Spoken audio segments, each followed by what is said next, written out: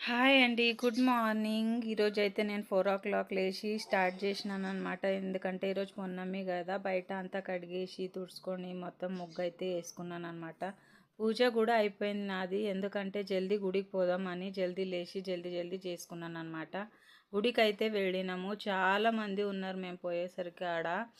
నేను కూడా పూజ అయితే స్టార్ట్ చేసిన. ఎందుకంటే మా ఆయనకు డ్యూటీ ఉంది. మళ్ళీ జల్దీ వద్దామని పూజ అయితే చేసుకుంటున్నాం అనమాట. పిల్లలకి కూడా జల్దీనే తీసుకొని పోయినాం లేపి.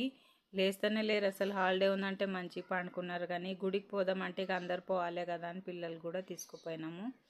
అందరు పోయిగా పూజ అయితే చేసుకుంటున్నాం గుడిలో అయితే అసలు ప్లేసే దొరకలేదు. మాకన్నా ముందే చాలామంది వచ్చి పూజలు అయితే చేసుకుంటున్నారు.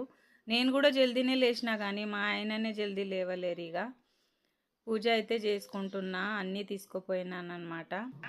సాయంత్రం కూడా ఇంట్లో ఇక తులసి పూజ అయితే ఉంటుంది. మా ఆయన కూడా జల్దీ డ్యూటీకి వెళ్ళి రమ్మని చెప్తున్నాను అనమాట. ఎందుకంటే తులసి పూజ ఈరోజే చేస్తారు కదా సాయంత్రమే. ఎందుకంటే 7 లోపలనే చేసేయమని చెప్పారు.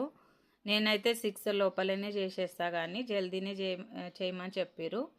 చేసుకుంటా అనమాట. ఇక ఇక్కడైతే పూజ అయితే అయింది. కొబ్బరికాయ కొట్టిన, ఇక కర్పూరం అయితే చూపిస్తున్నాం అనమాట నేను మా ఆయన. పిల్లలు కూడా ఆడ ఈడ కూర్చున్నారు. ఒక ఐషు అక్కడ కనిపిస్తుంది చూడండి.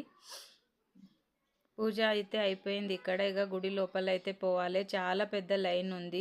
లైన్లో నిలబడాలన్నమాట. చాలామంది వస్తారు ఈరోజైతే. ఫుల్ రష్ ఉంటుంది. ఇక ఇట్లా అయితే పూజ చేసుకున్నాను నేనైతే గుడిలో. నేను మా ఆయననేమో 365 ఒత్తిలేమో వెలిగించినాం అనమాట. పిల్లలకైతే ఇంట్లోనే వెలిగిమని చెప్తాయి. ఇక నేను మా ఆయన 2 అయితే పెట్టేసినాము గుడిలో. ఇక సాయంత్రం తులసి చెట్టు దగ్గర నా కొడుకు మా పాప ఇద్దరికి, మా పిల్లలకి ఇద్దరికి సాయంత్రం ఇంట్లోనే తులసి చెట్టు దగ్గర పెట్టమని చెప్తామన్నమాట. సరే, బాయ్.